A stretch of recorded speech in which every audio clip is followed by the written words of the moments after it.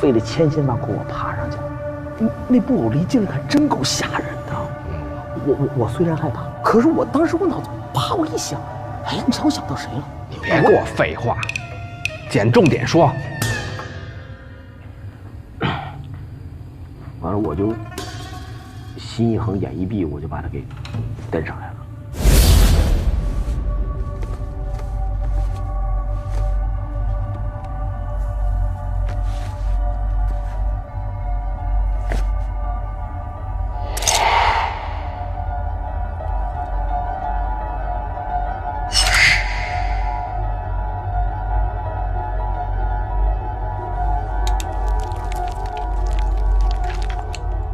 蹬上来，我就发现他身上有这么一玩意儿。我说这什么呀？我当时想了，老胡，你在笼里迷哭的时候，你拿着蚊香玉的时候，你不闻了吗？我也闻了一下子，没味儿。我就拿舌头舔了那么一下。哎呦，你别说，我这么一舔，我发现了，就这玉它绝对是块古玉，好东西。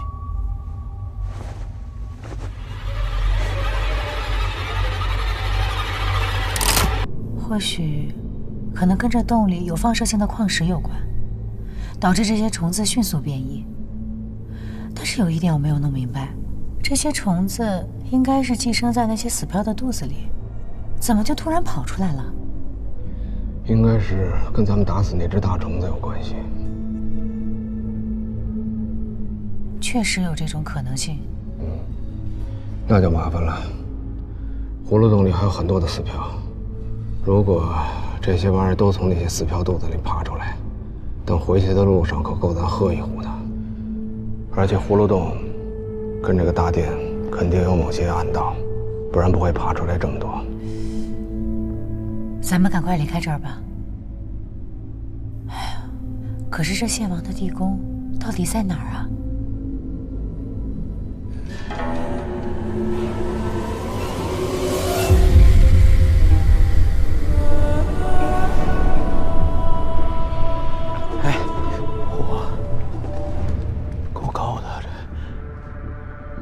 哎，老胡，你往底下看什么呢？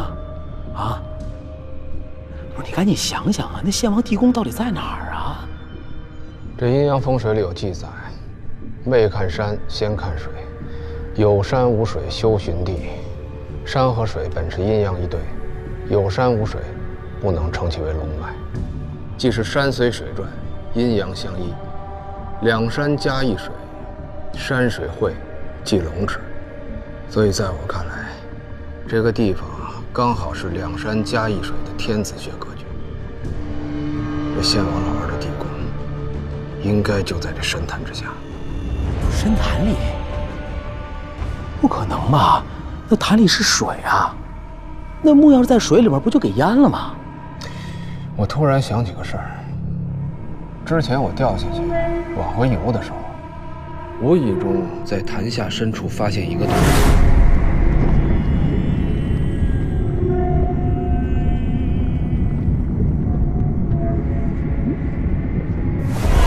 当时我就觉得有点奇怪，但没往多了想。现在站在这高处，再结合16字阴阳风水秘术的解析，我感觉这地宫的入口应该就是那个洞。你有把握吗？没有。咱们什么时候有过十足的把握才出手的呀？这叫做在斗争中学习斗争。对，这古人曾经讲过，不是东风压倒西风，就是西风压倒东风。咱不能让献王老人的诡计把咱压倒了。要我说，咱真得下去看看去。横竖都得试一下。对，必须试试这个。那他们怎么办呀？我担心，如果让他们自己回去，葫芦洞那里还有很多的死漂。你是说让他们等咱们出来一块儿走？他们也是因为我们才来到虫谷的。族长临死的时候，唯一的遗愿，就是希望大家能够活着出去。我知道了。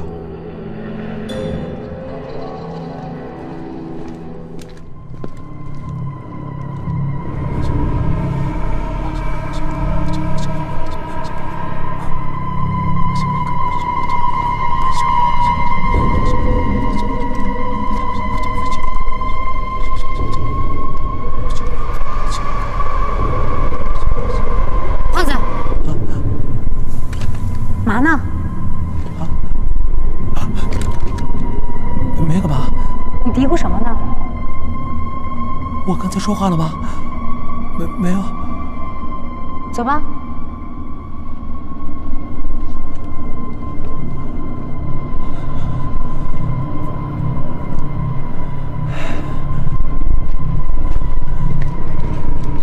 大家都不要担心，只要我们在一起，就一定能活得回去。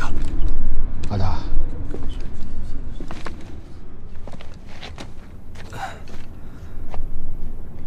我们得继续找药，事关生死。如果找不到药，到了还是个死。就你们3个，更难行啊！不要我来帮忙。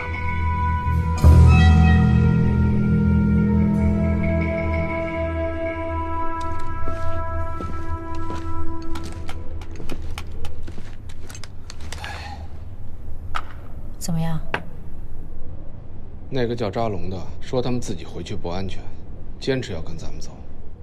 哎，这胖子有点不对劲儿啊，总是莫名其妙的自言自语。你去看看。是吗？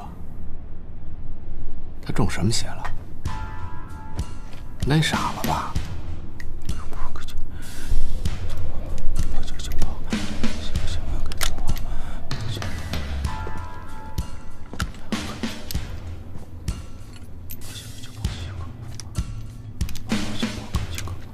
哎，干嘛呢？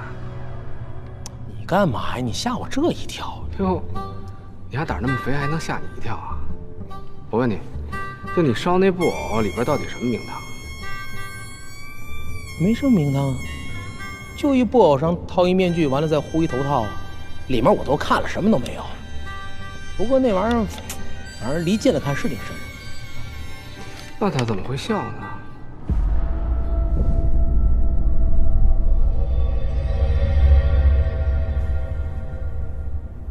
会笑啊？我觉得应该是他肚子里有个响哨什么的。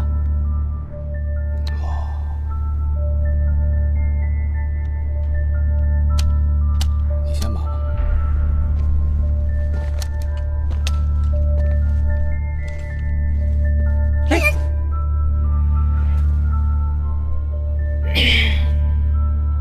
怎么了这是？这吃咸了，这齁着。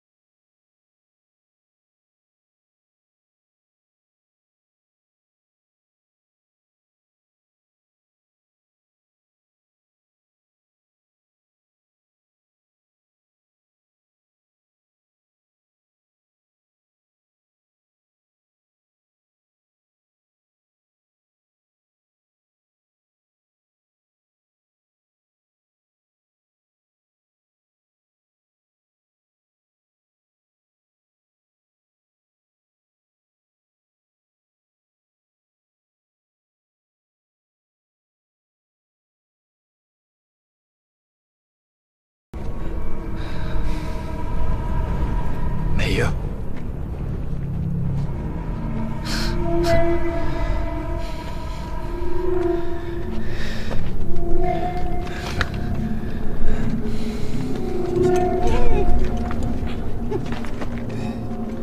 老黄，我怎么觉得胖子还是有点不对劲儿？是吧？还不放心呢？这事儿简单啊，试一下不就得了？哎，转过去。干嘛呀？叫你转过去，怎么不听话呀？哎，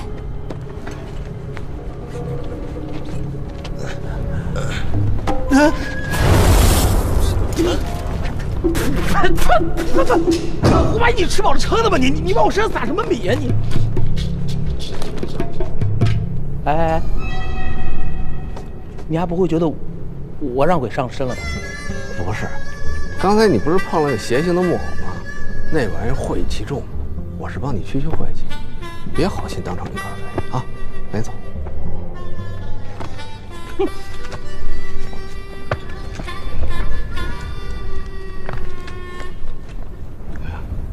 以后少信这些歪门邪道的。我告诉你啊，这祖师爷留下的东西是有他的道理的。看来胖子没事儿，放心了吧？哎，不是，这怎么还成我的不是了？回来。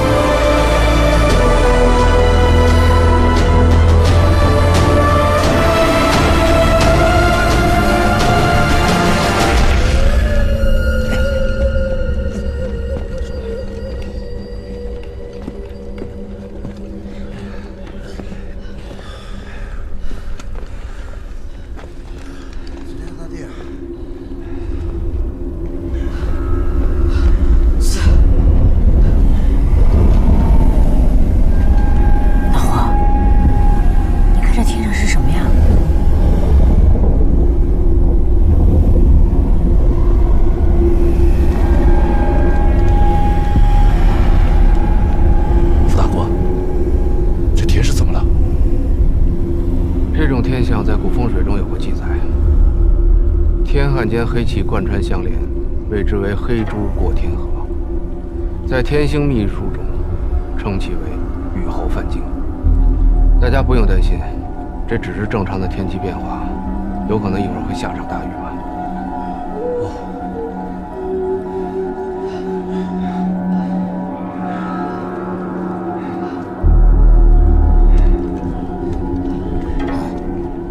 我记得《青竹第七令》里说过。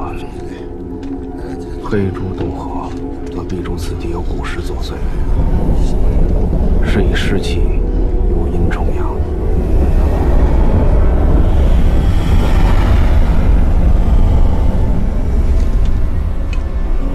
看来咱们是来对地方了。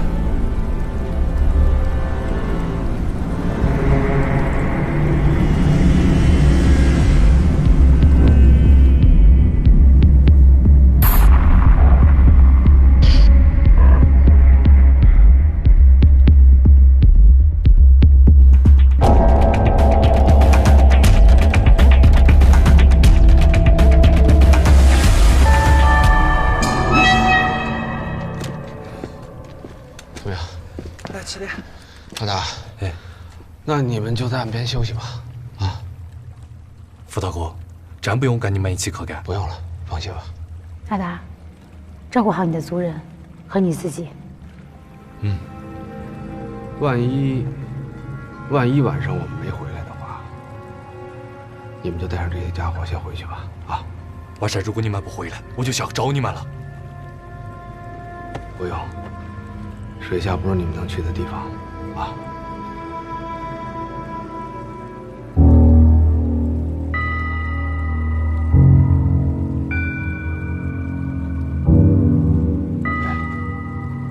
小心这个叫扎龙的。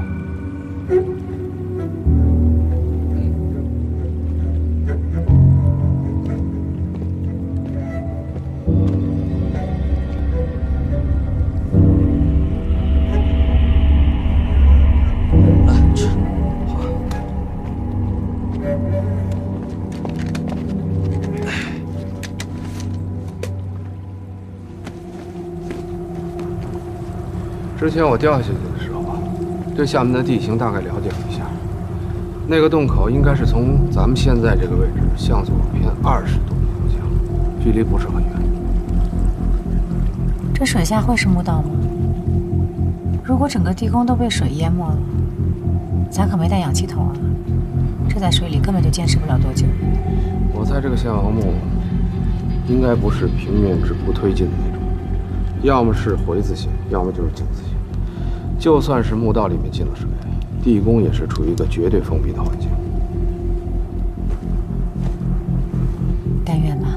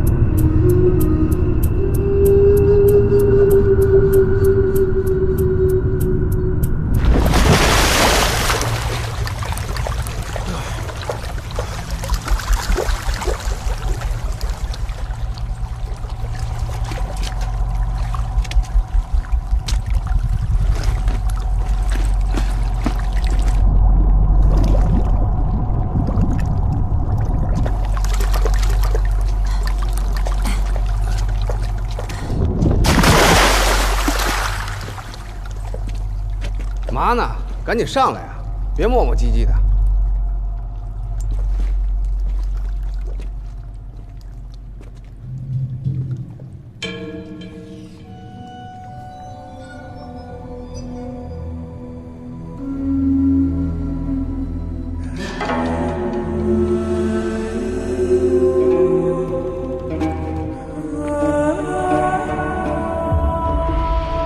终于找着这个地方了，看来保存的还不错。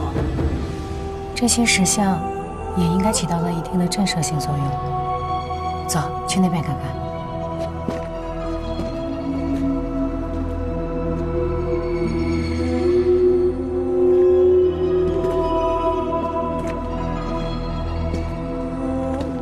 老胡，你说他是如何在水下修建这么大一所宫殿的？这也太匪夷所思了。我猜应该是在施工之前先截落了虫谷的大小水脉，然后再从潭底下往山里挖。这个工程可够大的。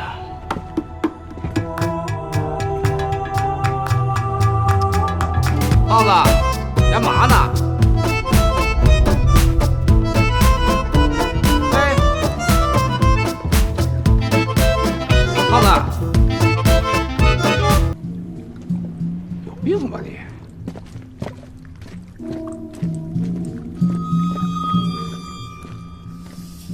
嘛呢？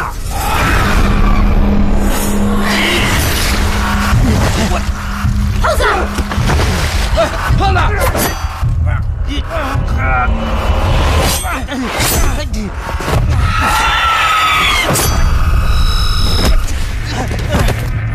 你们人怎么回事？胖子！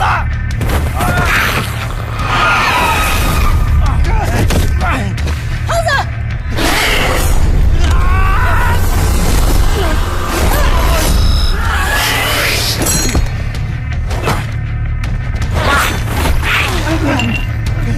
老黄，这胖子是怎么回事？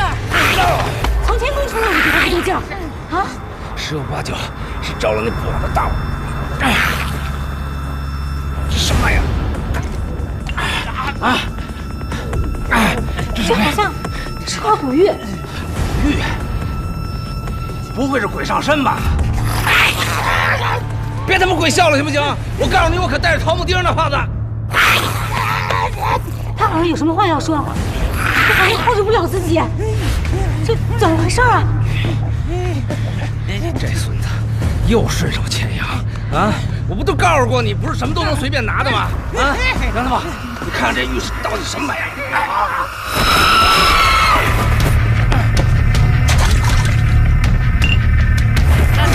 老胡，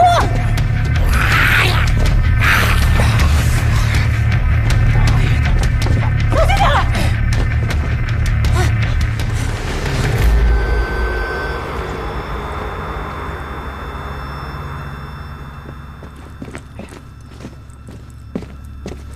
胖子，你别躲来躲去的，赶紧给我出来！你听好了，组织上对失足青年的政策，一向都是宽大处理。只要你肯站出来，你的所作所为我们都可以既往不咎，听见没有？王海泉，给我出来！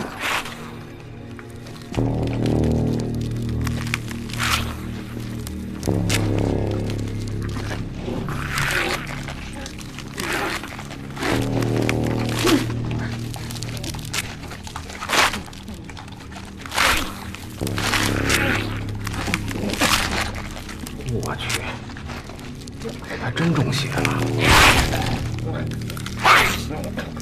你怎么什么都敢啃啊？我怕毒死你啊！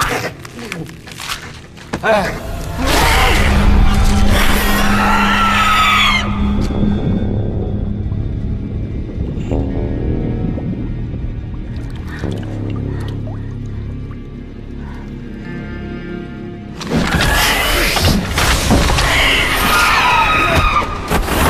胖子！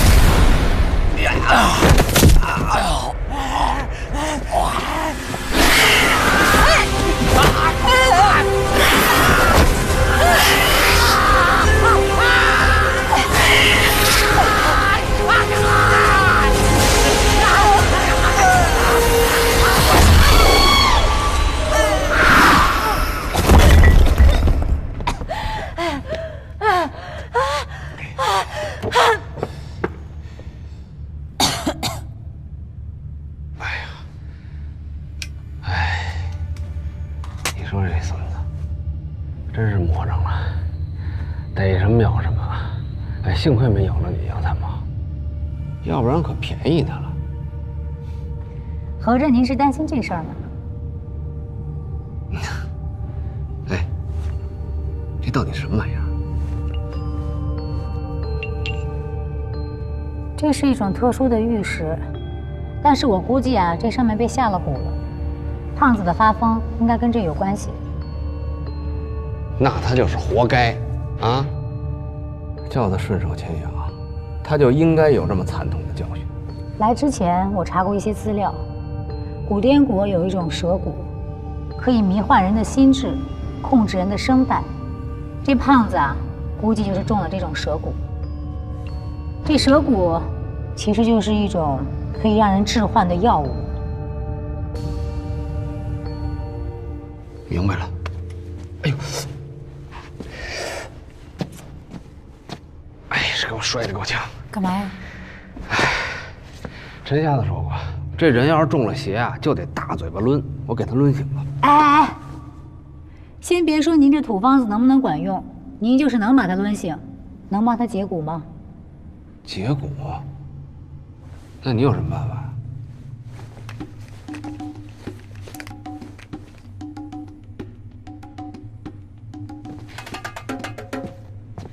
什么玩意儿？这是北地玄珠，硝石的一种。这种石头的气味可以刺激人的大脑，让人迅速清醒。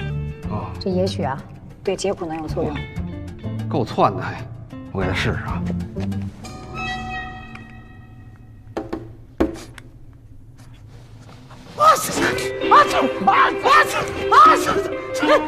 还挺好使啊。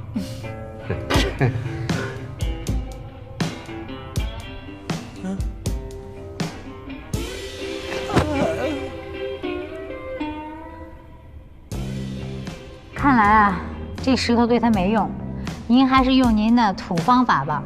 得嘞，还是大嘴巴抽这土方法好使。嚯！我醒了，真的醒了。哎呦，啊！浑身跟散了架子似的。哎，我是不是做了一梦啊？啊？做梦了啊？是不是梦见吃烤猪蹄来着？啊？烤猪蹄？那还剩好些呢。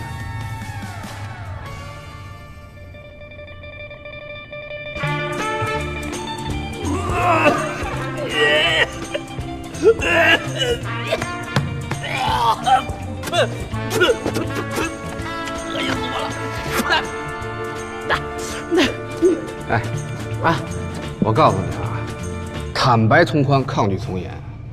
你跟我老实说，那玩意儿从哪儿来的？什么东西？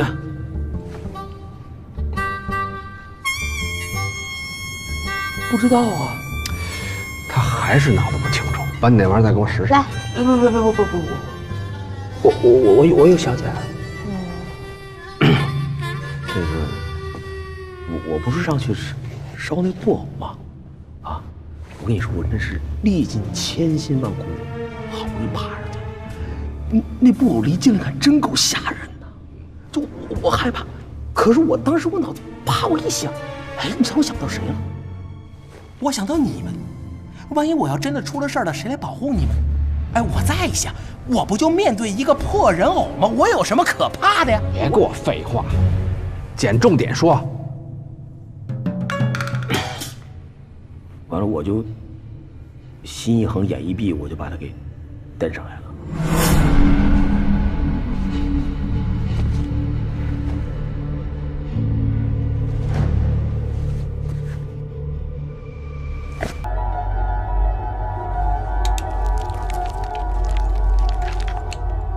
蹬上来，我就发现他身上有这么一玩意儿。我说这什么呀？我当时想了，老胡你在笼里迷窟的时候，你拿着那蚊香玉的时候，你不闻了？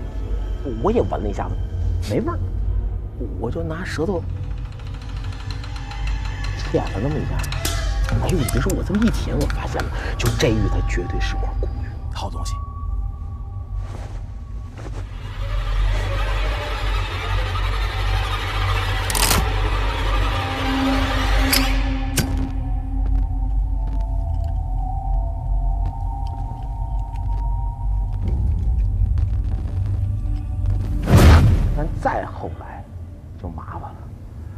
我这舌头就钻心的痒啊，我就说不出话来了。到最后我逮什么我想咬什么，我控制不住自己了都。看来我分析的没错，这上面是被涂了一种可以致幻的药物。胖子，你丫就是纯属活该啊！我跟你说多少回了，贪小便宜吃大亏，这回得让人给收拾了吧？让你什么东西都当垃圾一样往回顺。阿姨，杨参谋长，我这次真的是知道错了，我一定是痛改前非，重新做人。哎，我对老天爷保证，我以后要再逮什么顺什么。哎，那我就歇菜吧你啊！你这破盲顶能改，我胡子上倒着写，是吧？杨参谋，我觉着吧，这某些人他就是不长记性啊。等回了北京，我召集大伙儿给他开一批斗大会啊！我把这个大金牙、陈瞎子、乔二爷都找来，好好给你上一政治课。老王，咱闹着玩可别下死手啊！这事儿可不能往外说呀。大金牙那嘴，他知道了，那全北京城不就都知道了吗？是吧？那我以后在王二楼怎么混呢？你说？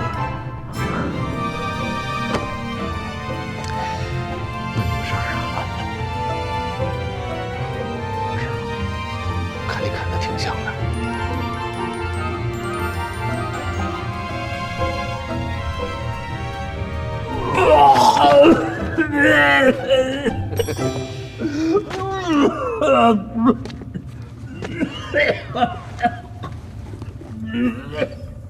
杨参谋，来一下。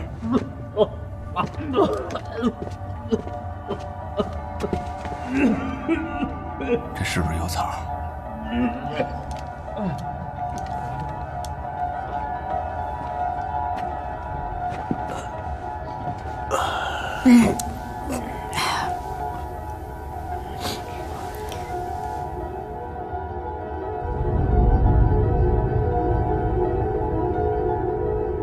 这应该是储存尸油用的。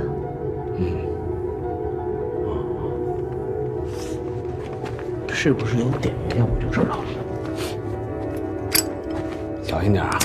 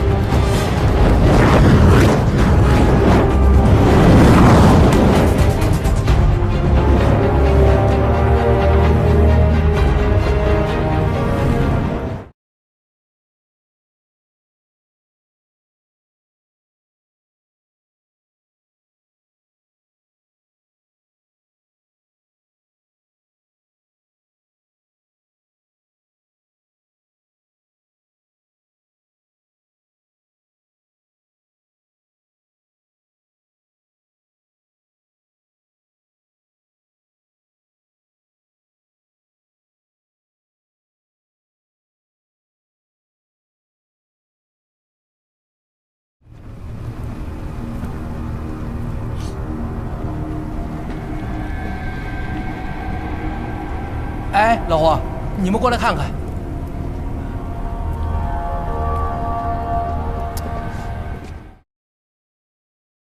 那儿好像是扇门呢。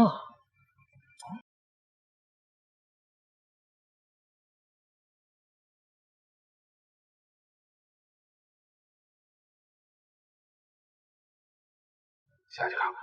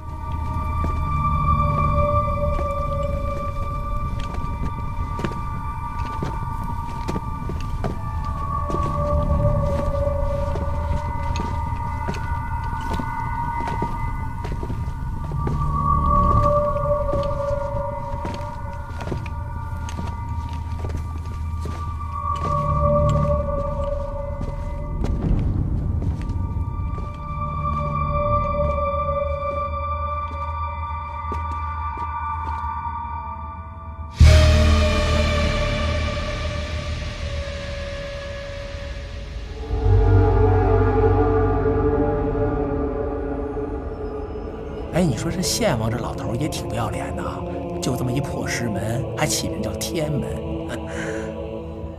别瞎说，这天门可不是普通的师门。如果我没推测错的话，这应该是献王老儿师姐升仙登天用的。而且在灵智里，这种天门一般不会上锁。不上锁？为什么呀？看来他对自己陵墓的设计十分自信，他相信不会有人猜到这献王地宫就在水下。得嘞，那既然献王都给咱明门了，咱就别客气了，进。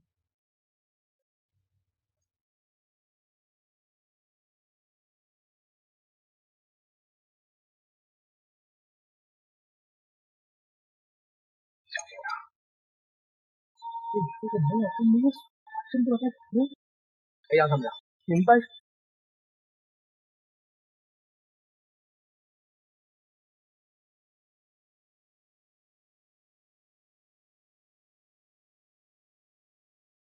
怎么了这是？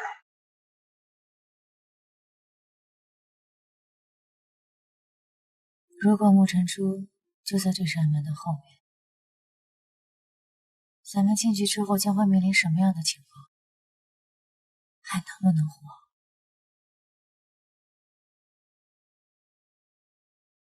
杨参谋，你这是怎么了？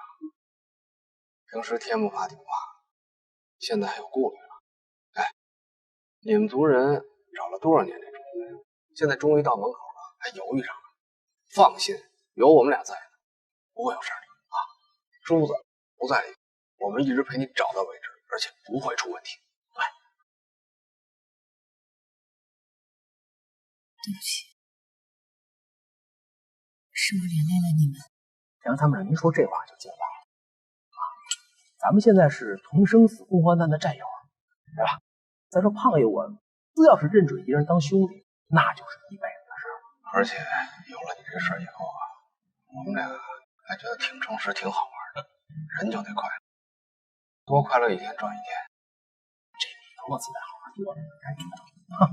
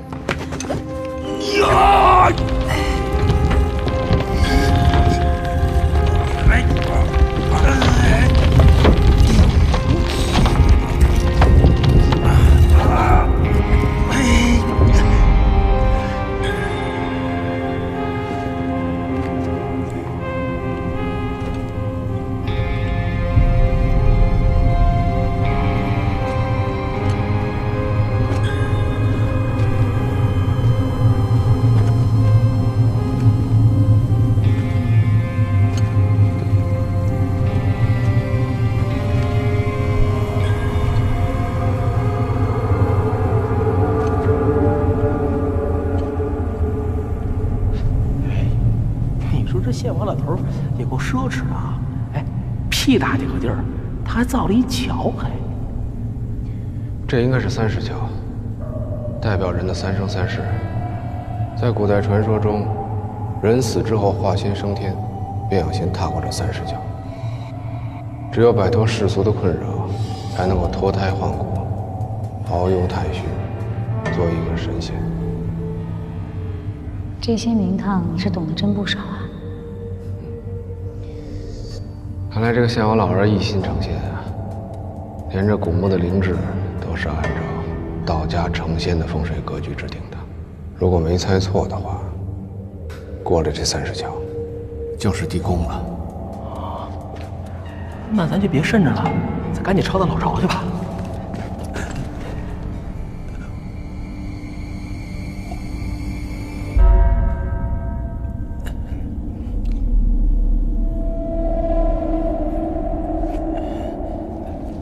你们先走吧。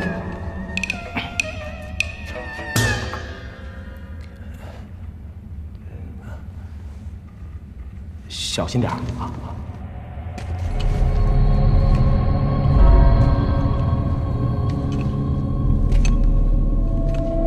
怎么了？高，实在是高。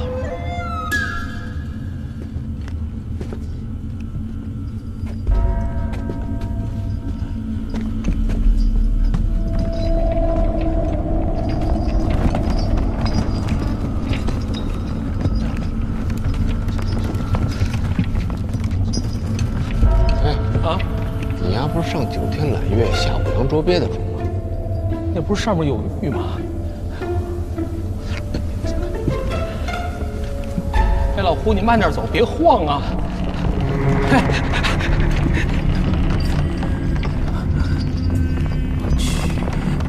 我去，太高了，这地形。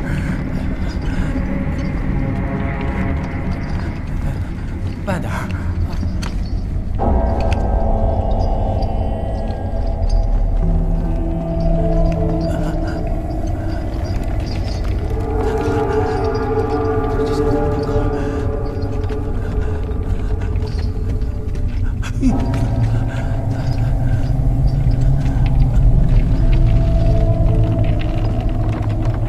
小心啊！我上会儿，太高了，你慢点儿，慢点儿。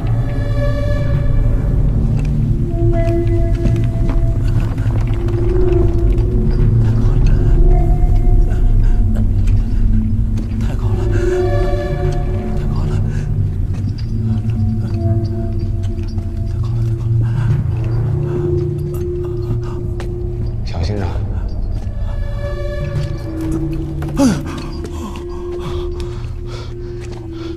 这么长，可算到了。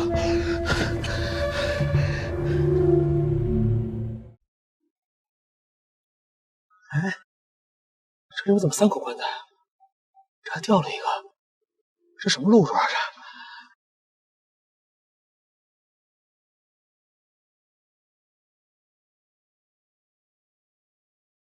这棺材木料不错啊，这小伙子腿都不好使了。这棺材什么料？别乱跑！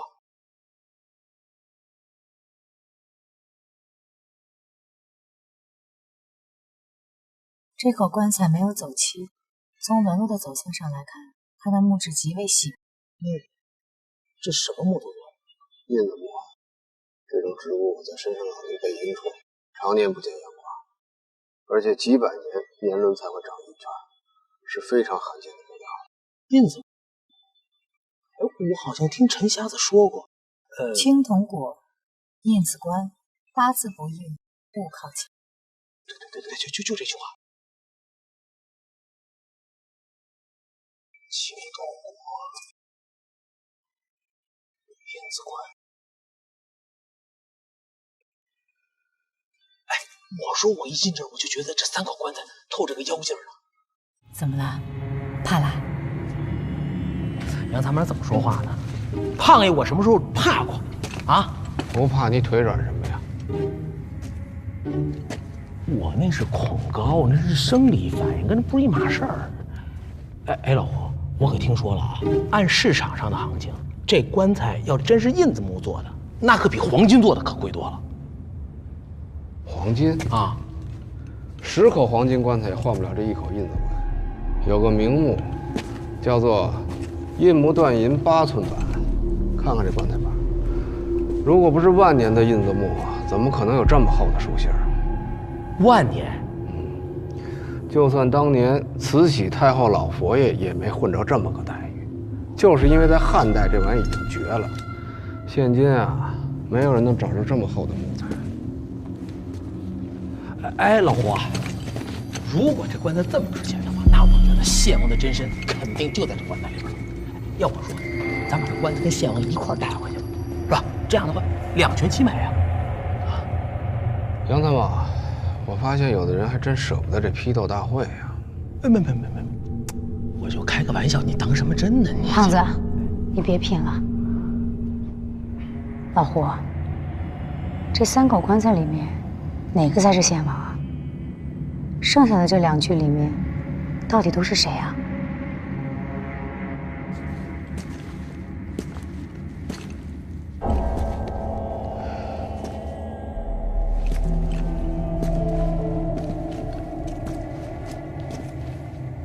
我现在也摸不着门道。青铜果在灵智中也属异类，一般大的罪人，或者得了传染重病的贵族，才会被铜果封死。还有一种说法，就是入殓之前出现尸变的迹象，为了防止尸体破棺而出，这个铜果下了9道重锁。应该就是为了防止尸变。至于这里边躺的是不是献王，我也捏不准。看来，咱们还需要继续找找看。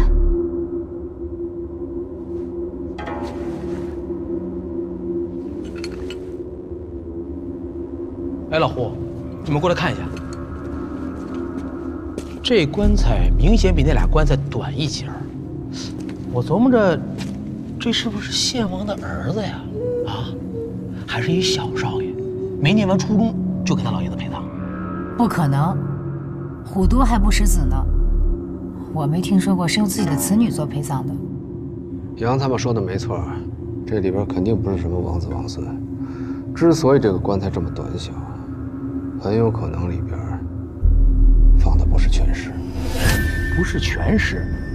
那怎么着？就跟冰箱里放猪肉似的，装一半留一半。时代不同，葬式也不同。春秋战国的时候，有种拼之葬，就是把不同的尸体拼在一块儿。这个很有可能就是拼之葬的石棺。看这上边，材质是一种罕见的粮食，性寒入冰。看来躺在里边的尸体，生前也是个有头有脸的人。既然到现在我们也无法确定哪个里面是献王，不如3个都开了吧。大气。行，只能用排除法了。胖子，哎，把蜡烛点上，就从那口印子棺开始吧。得嘞。哎，老胡，以前都是你立即定位，今儿胖爷我给你露一手啊。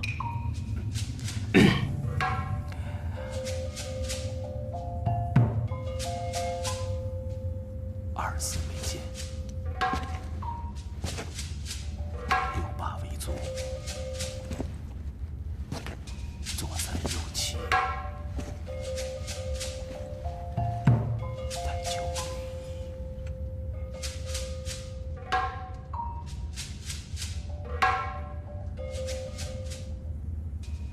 1，左3右7。这个墓的东南角。应该就是这边。哎，你怎么知道的？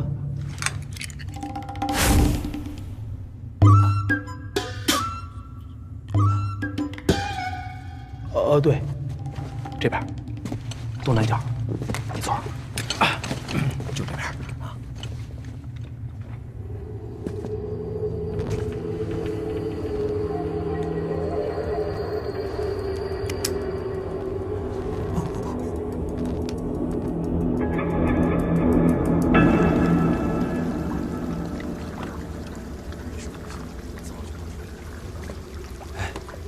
你那个啥卡搞好久了？这噻，洗洗吃准了。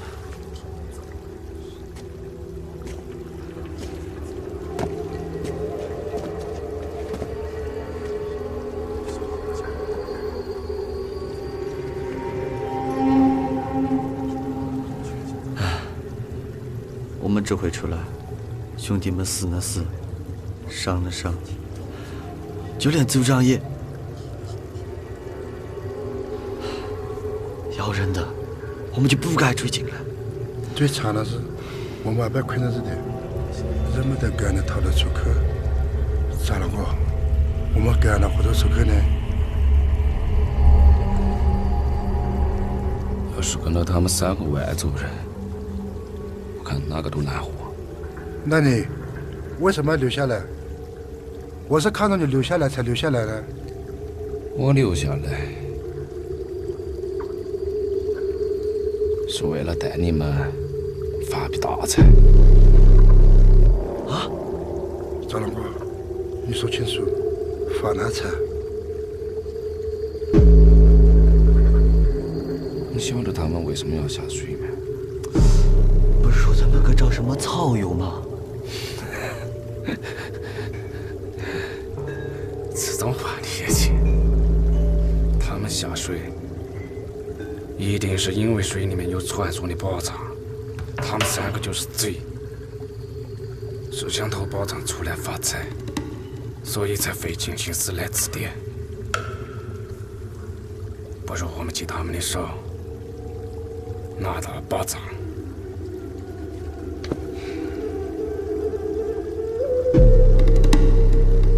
我跟你们说，老胡，你说这3世桥代表献王的3生3世，有没有一种可能性，这3口棺材里装的都不是献王，而是他从其他古坟里挖出来的，被他认定为可以代表自己3生3世的圣人？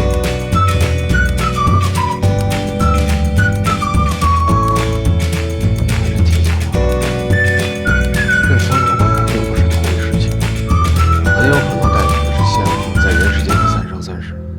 中国道家向来都有仙道的3生传说，那前3生是3，那前3生的4叫金3，所以才有这么特殊的光传说。要这么说的话，真正的献王并不在这3口棺材里，而是藏在这间墓室的什么地方。看来咱们还得继续找找看，有什么替他们安排密道。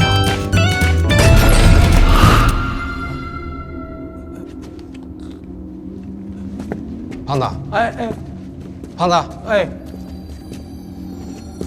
什么声音啊？不知道，好像就这里有个声，好像是。你没乱动东西吧？你还别不长记性啊！这边。胖子，哎，你刚才点了几支蜡烛啊3根啊，开3口棺点3根蜡烛。看，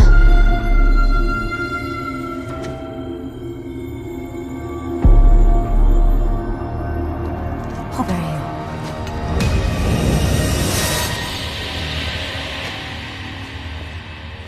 邪了门了，怎么多6根啊？这什么玩意儿？去看看，小心点儿。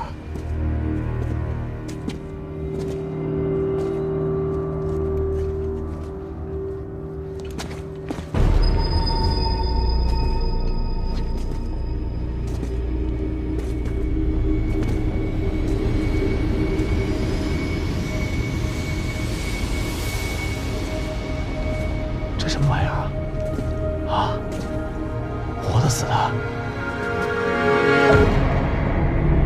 这应该是黑鳞鲛人，都是死的，不用怕。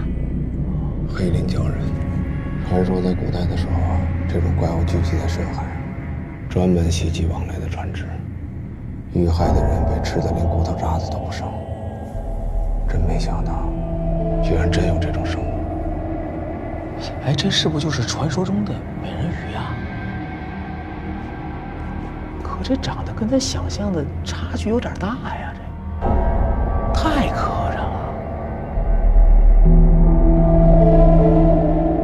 哎，老胡，首都自然博物馆是不是缺这么一标本啊？没想到你这么有觉悟啊！居然会替国家着想。我觉得吧，你可以搬回去一个，送给自然博物馆，收入能混成奖状。啊，奖状就算了，我的意思是啊，搬俩回去，捐一个卖一个。哎，要这么着，那你说这献王为什么使它当灯用啊？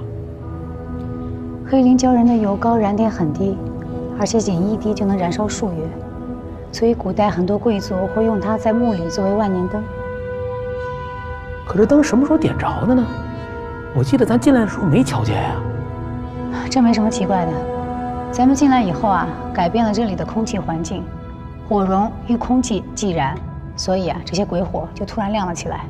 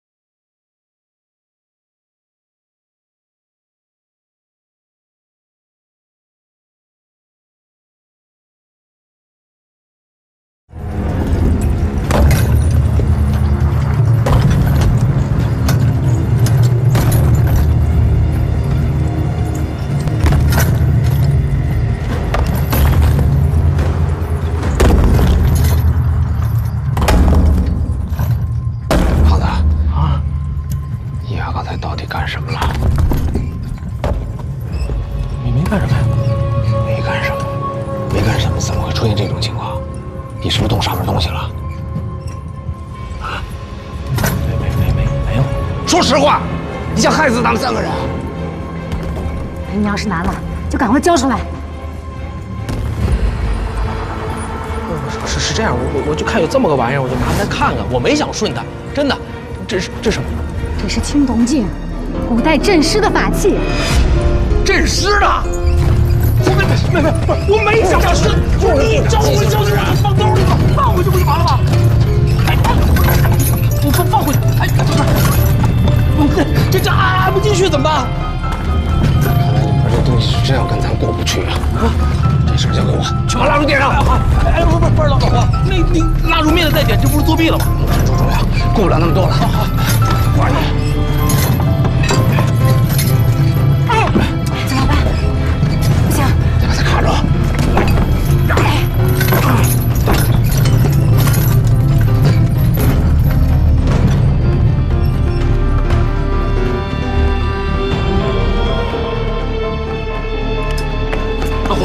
蜡烛我点。哎，怎么灭了？点了吗？点了。说灭就灭，看来里边这东西不是一般的厉害。要不然我再点。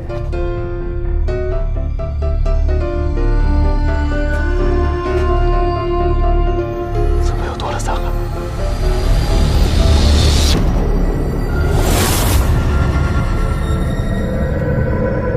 人点烛，鬼吹灯，堪舆倒斗觅兴风。今天正赶上黑猪渡河的天照，这献王墓里尸气冲天，这件实在是太邪了，大家一定要万分小心。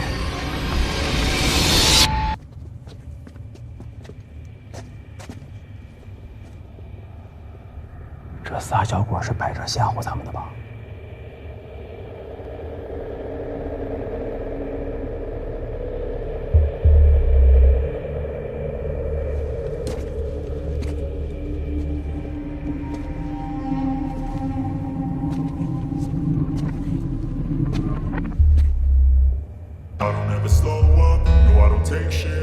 哎，老胡，你看这个小鬼长得跟个孩子似的。I don't ever slow up, no I don't take shit. I got no love for the fakeness. If you wanna play tough and wanna hate this, I'll always show up and make a statement. I don't ever slow up, no I don't take shit. I got no love for the fakeness. If you wanna play tough and wanna hate this, I'll always show up and make a statement. Everything I do so instinctive and so passionate. Every word I move so descriptive like an adjective. I got a vendetta against people who've had it. Being negative, you should be getting after it. I got facts over tracks, this and that. Spitting slow, speaking fast. I could roast, I could gas. Think I'm okay at last, but I don't know if that can erase all the past and the pettiness. A reflection of the emptiness, hilarious. You think you're worth my time, you're delirious, mysterious because you hide behind a fake exterior. Inferior, you know I'll always be a bit superior. Get off of me, this ain't no humble brag. I want you to hear words you can say in the back. I want you to feel free from the chains that last, and to believe in what you got. It was built to last, yeah. Now that I've been put through hell, I never got anyone's help. I had to do it all 一分钟 myself. 的长生竹，都对应一句诗， I don't ever slow up, no I 算 don't 是 take 刚才 shit. 的 I got no love for the fakeness. If you wanna play tough and wanna hate this, I'll always show up and make a statement. I don't ever slow up, no I don't take shit.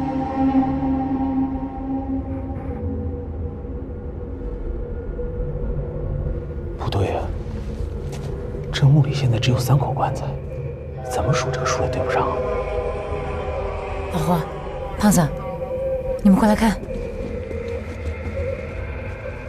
哎，这金隐童子身上怎么又有红斑记号啊？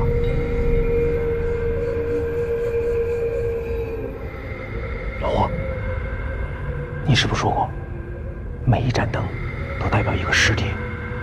那先王的老王八蛋，是不是把咱们也算上了？这3个金隐童子，就代表咱们3个人。别一惊一乍的，自己吓唬自己。我不是自己吓唬自己，你看，这红斑跟咱们身上一模一样，这说明什么？难道是牛尾巴抽苍蝇赶巧了？这不是巧合。这3名剑影童子和扎格拉玛族人一样，得了相同的红斑疾病。哎，我觉得杨参谋分析的靠谱。